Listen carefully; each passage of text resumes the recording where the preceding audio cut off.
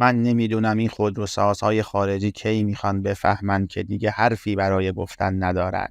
مثلا همین پورشه به مشتری میگه بیا برو از تو سایت خودت ماشین رو انتخاب کن، طراحی موتور و گیربکس و رنگ و ظاهر ماشینم با خودت. معلومه مشتری ناراحت میشه.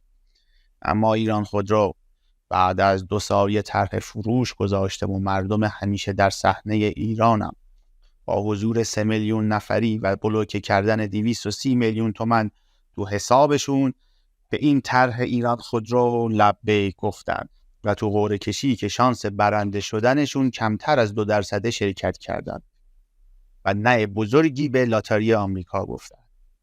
ایران خودرو هم به پاس این قدردانی مردم گفته 5 تا ماشین در کلاس جهانی میتونی انتخاب بکنی، من به سلیقه خودم یکیشو انتخاب میکنم و بهتون ارائه میدم.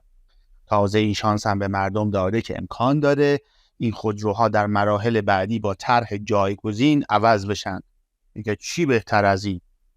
با این پول این مردم میتونستن برن همین کمپانی پورشه رو بخرن.